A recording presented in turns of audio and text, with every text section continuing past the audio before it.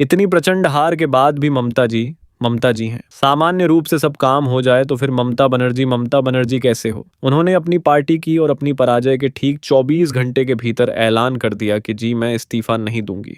हाँ, यह देश के संसदीय इतिहास की पहली घटना है कि कोई पराजित मुख्यमंत्री यह कहे कि मैं इस्तीफा नहीं दूंगा। करना हो तो कर लो, आ जाओ, दो दो हाथ कर ले। और ममता जी का तर्क है कि जब मैं हारी नहीं तो इस्तीफा क्यों दूं? यानी ममता जी ऐसी इबारत लिखना चाहती हैं, देश की दीवार पर के मुख्यमंत्री को अगर यह लगे कि वह नहीं हारा तो इस्तीफा ना दे। संविधान की किताब लिए घूमने वाले लोग संविधान के साथ कैसी भद्दी परिस्थिति पैदा कर रहे हैं। आज इंदिरा गांधी भी चुनाव हारी। इमरजेंसी के बाद हुए चुनाव तो शांति से इस्तीफा देके घर गई। इंदिरा गांधी जैसी नेता भी किसी राज्य के किसी मुख्यमंत्री ने कभी ऐसी बिहार की भाषा में कहूं, क्योंकि पूर्व पूत ही किसी मुख्यमंत्री ने ऐसी थे नहीं कि हम पराजित होने के बाद भी कुर्सी नहीं छोड़ेंगे। भारत की सबसे बड़ी संसदीय जीवन की खूबी यही मानी जाती थी कि भारत में सत्ता हस्तांतरण को लेकर कभी तू में नहीं होता। चुनाव का जो नतीजा आता है उसका पालन सब करते हैं। ममता जी ने भारत की उस मर्यादा को आज ठेस लगा दी। उन्होंने कहा, मैं नहीं जा रही लोक भवन इस्तीफा देने, ना मैं तो बैठी हूं मुख्यमंत्री की कुर्सी पर। ये ठीक है, ममता जी भी जानती हैं कि वो मुख्यमंत्री की कुर्सी पर बैठी नहीं रह सकती। ये वो भी जानती है। पढ़ी लिखी महिलाएं और 15 साल से शासन में थी, शासन चला रही थी, उससे पहले सांसद रही हैं, केंद्र में मंत्री रही हैं, वह जानती हैं। लेकिन दिल को बहलाने के लिए कुछ शोष छोड़ना ठीक है। तो ममता जी ने कहा, बड़ी लकीर खींच दो कि हम कुर्सी नहीं छोड़ेंगे। वो जानती हैं कि कुर्सी पर जबरन नहीं बैठा जा सकता। कुर्सी पर केवल जनादेश के जरिए ही बैठा जा सकता है। जनादेश आपके विरुद्ध जाएगा तो आपको कुर्सी छोड़नी पड़ेगी।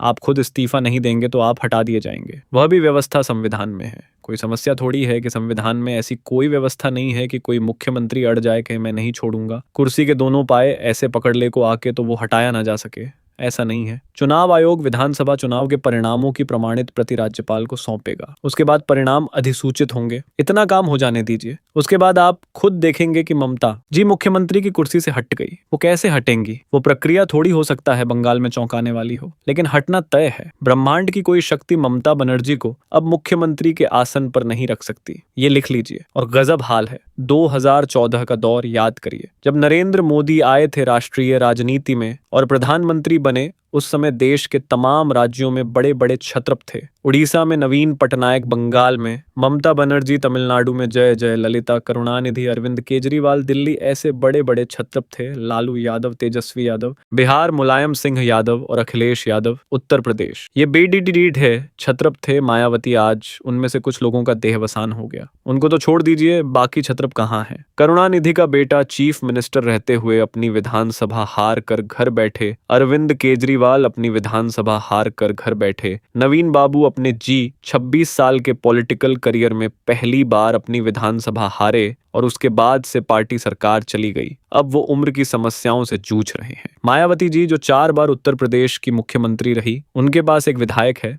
उत्तर प्रदेश में 403 में ममता जी जो उस वक्त इतनी प्रचंड भाव मुद्रा में थी, आज क्या स्थिति है? एक 100 का आंकड़ा नहीं छू पाई। मुलायम सिंह जी की पार्टी उत्तर प्रदेश में उनके शासन का अंतिम वर्ष था 2017। उसके बाद से सत्ता की मुंह दिखाई नहीं हुई। ये देख लीजिए, बारी बारी सभी छत्रप श्रीहीन होते गए, कांतहीन होते गए। ममता जी उसकी सबसे ताजी कड़ी है उस प्रसंग की, और वो अड़ गई है कि इस्तीफा नहीं दूंगी। तब मुझे लग रहा है कि कुछ संविधान विशेषज्ञों के लिए काम आज बढ़ जाएगा कि उनको कुछ कागज पत्र पलटने पड़ेंगे। संविधान के को पलटना उलटना पड़ेगा कि अगर कोई मुख्यमंत्री हठधर्मिता पर उतर आए तो उसको प्यार से कुर्सी से कैसे हटाएं। उसकी दवा भी है, संविधान में है, लेकिन उसको आजमाना पड़ेगा तो थोड़ा हिला हवाली हो सकती है। लेकिन ममता जी सहज रूप से सब कुछ होने दें तो फिर वो ममता जी नहीं कहलाएंगी ना। ममता बनर्जी, कौतूहल, कुछ अप्रत्याशित, कुछ उत्तेजना वाली चीज उसके लिए भी नोन है। तो इस बार उन्होंने सबसे बड़ा ब्रह्मास्त्र चल दिया जो अभी तक भारत में किसी ने नहीं किया। उन्होंने